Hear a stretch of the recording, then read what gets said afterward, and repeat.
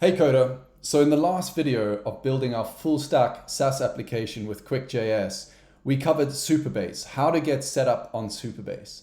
And there's one or two minor things we still want to go back and do in this video on Supabase, but we're really going to focus our attention now on coding up in Qwik JS the interaction with our users' database at Supabase. And so the first thing I'm going to do is just go over here to VS Code, which is where I've got my project folder, where I've got my Qwik JS app.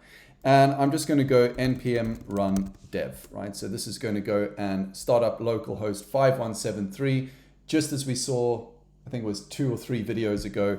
So what I'm going to do now is go over here to the application and go localhost and then 5173. And that's going to bring up the application here. So you can see I've just got something very, very basic coded up. I've got a home page. This is where users would land. I've got a button here that says dashboard. If I click on that, it takes me to the dashboard page. If I click back to home page, I go back to home page. If I click login, I have a login page, but it doesn't do anything, right? It's just a form with an email on it. If I click sign in, even if I put, say, test@test.com in here, I wonder how many emails go to test@test.com. Probably a lot. Nothing happens here. And it's the same for the sign up page as well. You'll see nothing happens when I try to sign up, etc. So we've got these pages. I've just got some routes for about, shop, services. These aren't actually the routes I'm going to end up with on the application, but it just gives you an idea. And if I scroll down here, you can see the footer as well, even also with the contact page there.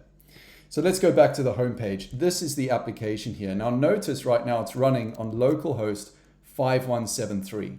So we need to go to Supabase, come down here to authentication and URL configuration, and just go Control V, paste in or type in your localhost 5173. When the website is live, you can put this to coderaiders.com or pinkelephants.net, whatever it is you want to use. But right now we need that as localhost 5173. And down here, I'm going to go and add a URL to redirect to. So I'm going to paste that in as well. And I'm just going to put a star just before localhost 5173. So that means I can go to any other route there. It's not actually necessary. We're not going to use that star, but Supabase does allow you to use these wildcards.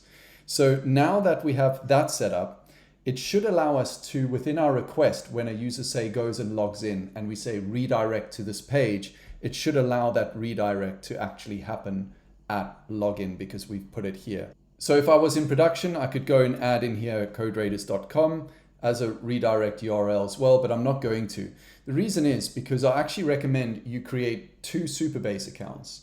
One will be for your production environment and one will be for a sandbox. So when you're in dev and localhost, etc., and you're set to development, it looks up the sandbox environment, and otherwise it looks up production. I recommend to do it that way because when you do get to production and you want to make changes, you need to sort of log in as a user, etc., and you want this redirect. This is the one thing I wish that we could change on Supabase actually, is to allow 2 site URLs.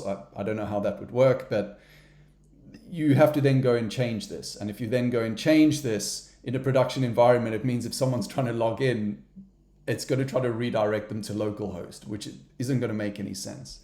So I do recommend having 2, but for now we'll just keep 1 and we'll keep it as localhost here. Now within the source directory, I want to create a few folders. I'm going to create here one that's called utils. I say a few folders, we actually just need 1. And within that, I'm going to create a file. This will be our supabase.typescript file. And I'm going to create another file in here, which is just going to be called helpers. So this is just going to be just general like JavaScript, kind of random ancillary helpers that just run certain functions, etc. And within supabase.ts, let's get connected to Supabase now. So I'm going to come out of running this and I'm going to go npm install @supabase/supabase-js, I believe it is. And that should install Supabase in JavaScript for me. So once that's done, so it looks like that's done, I can go import and create client from Supabase, right? So this is going to be very useful because it's going to enable us to create a connection to Supabase that we can make from the client. And we're going to have some publicly visible routes here now. So the first one is going to be, let's call it Supabase like such URL is equal to, and the other one will be anon public. Now, what are these going to be used for? Well, we need to create a client, so we need some Supabase keys to work with. So what I'm going to do is head over here to Supabase. If only I had $1 for every time I'm going to say Supabase in this video. And head over to our API key. So go down here, go to API, and here's our URL. So copy that URL, and that's going to be the URL to connect to. And then here's our anonymous public key. So what I'm going to do is paste that in here. So it is okay for a user to have this URL and public key. It's okay because they can only do the damage that you allow them to do with that. And this is accessible by the browser. It's what allows the browser to make calls to Supabase. What you'll see I'm not including is this service role secret. If they have that key, they can do anything they want with your database, right? So this key here, we want to make sure that this can only be accessed on the server side, right? So we'll come back to this later on, but right now we just need these two keys, so that's fine. And we've got those saved over there. And so what I'm going to do now is say, let's say export const Supabase is equal to create client.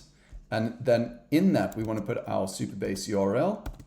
And in here, our Supabase anon public as such. And there we go. So that then creates our Supabase connection that we can now use for interacting with JavaScript and interacting with Supabase. Now in helpers, I'm just going to paste the function here. And this is literally just to allow me to check an email is actually an email using JavaScript. So let's say somebody types in an email and it's not recognized as an email, it'll kick back an error to them. You don't really need this. If you set up a form and say it's an email form with a submit button, it should kick it back anyway, but maybe they're using a different browser or they've bypassed that validation somehow.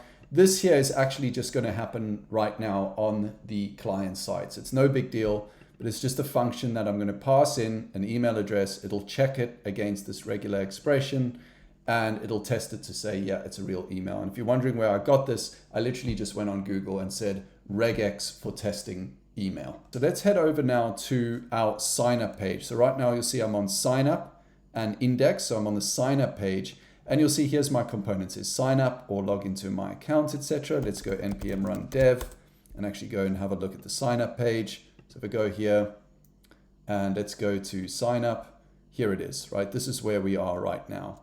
Now you'll notice I'm importing this component called message.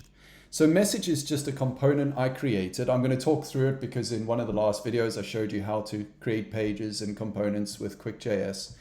But essentially what I have is I have some props I'm passing in here. One is a message and it's structured as such. It has a message, which is a string or a status. And another one is this class text. This is what is going to allow me to pass like Tailwind class variables in as well at the parent level to the component. So here I've got my message and my class text. And down here I have message.message. So this is saying if there's a message, i.e. it's not undefined, then go and spit out the message. And how to format it depends on the message status. So if there's a message, then based on its status, decide what color this message is going to be. So if the status is it's an error, it'll be red. If it's a warning, it'll be yellow. If it's a notice, it'll be blue. And if it's success, it'll be green. Right? So that's what this message component is. Now, where do I want to put that? I want to put that down here under sign up. So here I'm just going to go message. And message is going to be equal to message as such. Now it says I don't know what message is, right? So where is that? And so we need to create that up here. So here we're going to go and say use store. And we're going to say const message is equal to use store as such. And it'll be message and status. And the status here, we will default to being error. In other words, I usually go with guilty until proven innocent when it comes to coding. And in fact, message can be undefined. as such, right? So there we go. We've got our message here. And in fact, if I say my message here is hello world, and I go and look here, you'll see here's the message, right? It's appearing now on my sign up form. So if you are wondering about how we coded up the sign up form, etc., we didn't. This is something, and I only mentioned this in a prior video. I should mention it here too. I just coded up these pages to save you from having to watch me coding up CSS. I even used Tailwind UI to get some of these components already pre-made as well, right? So you'll see here, login with Google right now, just hrefs to nothing. If I hit this Google, it does nothing. If I hit this GitHub, it does nothing right now. So there's no JavaScript coded up, which is what I wanted to take you through here. But in terms of getting a form created, you can create your own form however you want. And the logic that I'm about to show you here will still be exactly the same. Now we need a function for our email signup. So here I'm going to say handle email signup. And that is going to be equal to $. Our function as follows, right? So this $, this is a Qwik JS specific thing here. And this is essentially what allows us to call and handle this function in the component. So if I scroll down here and I hit, let's have a look here. I've got my form. Where is it here? So we've got login with GitHub. Here's our form. So what I want to do here is say on submit, I want to handle email signup. And you'll notice on this form, I also have something that says prevent default submit. That is another quick thing. You can actually put this in the JSX itself to say prevent default. Normally with a form, it wants to refresh or send you somewhere else. We want to prevent that default behavior from happening. And here, just have it go straight to handle email signup. Now, one of the things that I like to do is if something is loading, so something's happening, you need to notify the user. So what I'm going to do here is I'm also going to put in use signal because I don't need an object for this. And I'm going to just say is loading. And that is going to be equal to use signal. And it's going to be equal to false because nothing's loading when we've just opened up the page.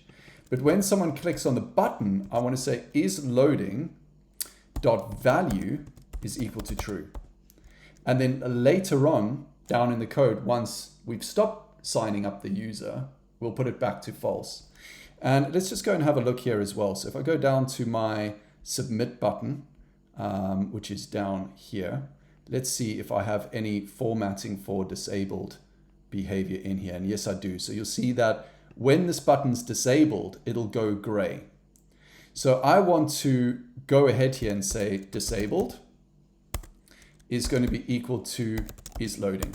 So if it's loading, we need to basically disable this button. Now it's saying, there's an error here.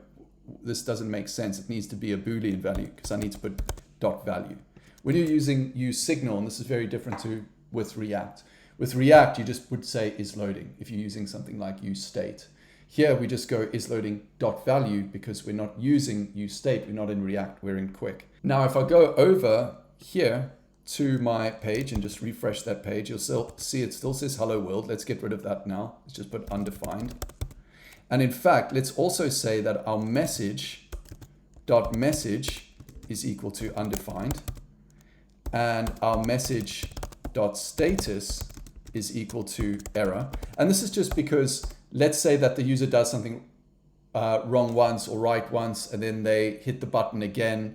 I just want to essentially reset these values to being what they should be when you enter the function. And that should all be good. So let's have a look here. Good, that's gone now. So that message is gone. Now, if we go back here and we look here at agree to terms, privacy, disclaimer, etc., we need to make sure of two things. We need to make sure, number one, there's actually an email address that the users put in. And number two, the terms have been agreed. So let's just go in here and pass in an event here, and this will just be any. So I'll just put in E for events or events as such. And I can say something along the lines. So let's say, handle validation. In fact, let's comment this as well. So let's say initialize resets. And this can just be something like the email is equal to event.target.email.value. Oh, and then our is terms is going to be event.target.email is terms. In fact, let me just see what we've called that. It should be is terms. Let's have a look here. Email address is over there, and here we have terms. Sorry, so that should just say terms.value. Now let's actually go and console log these. So console log.email and is terms as follows. And I'm just going to format that with prettier. Go over here, view, developer tools. So we have our console over here. So let's put test@test.com. Sign up, and you can see here we have test@test.com, and here it says on, right? So this is a checkbox here. If I'd select this, and you can see that here it says it is loading. It's now disabled, and that's because we haven't re-enabled it in the code, but we'll come back to that. I don't think this should say on, so I think we've made a mistake. This shouldn't be value. I think this should be checked. Let's go back here and hit test@test.com, sign up, and here you'll see it says false, right? If I go and select this, in fact, let's go and put this is loading back to true at the end of our code so we can keep using it. In fact, let's put this to false. Right, let's put test@test.com and sign up. It'll say false. If I go and hit agree, sign up, it says true. Now you'll notice this error that comes up here. The only time I see that red error come up is if I don't type in the email. So watch what happens here when I type the email in. So test@test.com, and let's just tick that and hit sign up. You'll see there's no red error. However, if I go and click on this and click on the memory from Google Chrome, it then brings up that error. I'm okay with that. It's not going to kill anyone. I'm not sure how to stop it or prevent it. If you know, just put it in the comments. Now, that's great. We've got that now set up. Now, one of the things we need to do is validate the email. So from our helpers here, we need to import validate email. So I'm going to do that here, import validate email. Const is email valid is going to be equal to validate email and pass in the email to that. If not is email valid, then what we'll do is we'll say message is equal to you must have, or sorry, message.message is going to be equal to you must have a valid email. Now it's giving me a TypeScript error here to say you must have a valid email is not associated with type undefined. So I could actually go and create some kind of interface for message, but here I'm just going to say message is any, right? It's going to be able to be any here. It's fine. It's just to save us time here for the video. So now we've got that. And then what I want to do is I want to say message.status is going to be equal to error, which it already is. So I don't even need to change that. But what I could do here is say is loading is equal to false and return. Now the other thing we need to check is the terms. So we can say if is terms or not is terms, then what I want to do is the same thing. So I can say message, you must agree to our terms, privacy, and disclaimer before signing up. Now let's go back over to our application, and here I've got test@test.com. If I hit sign up, it says you must agree to our terms, privacy, and disclaimer before signing up. If I tick that, then it's all good. Now, it doesn't stop. Once again, it doesn't stop here because it hasn't been successful. We haven't handled the success side, etc. So we'll go and do that shortly. So let's make some space over here. And what I'm going to do actually is call this value extraction. And this I'm going to say email validation. And down here, what we'll do is we'll say terms validation. Now, in order to sign up to Supabase, you do need a password, but I don't want users managing a password or setting a password or anything like that. I don't want anyone to have to think about passwords. I want to get rid of passwords altogether. Now, that said, if we ever do want to bring passwords back in, we can, and we can enable users to reset a password, which is absolutely fine. But right now, what I want to do is set a password. So I'm going to say something like timestamp is equal to date.now. And then I'm going to create a variable for password, and it's going to look like this. It's going to take a random number between 0 and 1,000,000, concatenate that with email and the timestamp, and that will be the password that gets used. So no one will be able to go and hack or guess this user's passwords very easily, but that's basically what we're going to be able to go and do over there. So it's going to create some really random number. You could make the password a lot more complex if you want to, but that's what I'm going to do there. And now we're going to do the magic. So we're going to say create user in Supabase. Now, do you remember we created this create client Supabase connection here within the utils folder? So what you want to do back in your sign up page is you want to go import Supabase, and you want to import it from this utils Supabase folder that we just created here. And we also want to make sure that this function we're calling, the handle email signup, is an asynchronous function. So you want to put async just before these open brackets. And in here, I'm just going to say handle email signup. I like to comment all my code, by the way, because I find it makes it much more readable. And let's go down here and say, okay, so we're going to create our Supabase user now. So we're going to say const data or error, because Supabase will return either some data or an error to us, is equal to Supabase, or we should say await, because this is an asynchronous function. So await supabase.auth.signup. And here we want sign up as follows. And then in brackets here, I want to put in curly braces as well. Email is going to be email, and password is going to be the password that we created over here, just as follows. And then what we're going to do is go console.log data and console.log error. Let's just have a look and see how this is actually working here. So we've connected to Supabase, we provided the email and the password that we want. So I'm going to go over here and do test@test.com and agree to terms, sign up, and we should see something pop there, and there it is. So here I've got a user, I've got a session with a user, authenticated test@test.com. That means a user is being created, right? So if we get that data.user.id, let's call it, then we know that this has worked successfully. So let's go back over here to our code, and we'll take a look in Supabase in a second, but let's just tidy this up first. Let's say here, if data.user.id. So I'm putting these question marks to say check that exists so the code doesn't fail.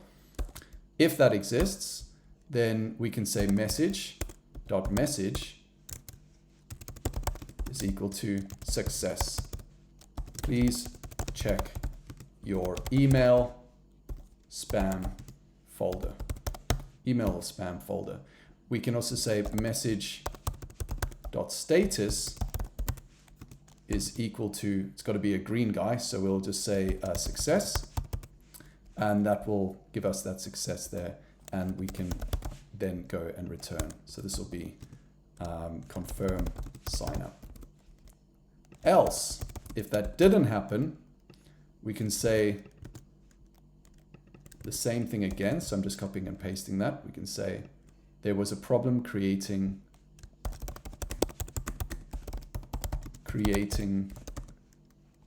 a user.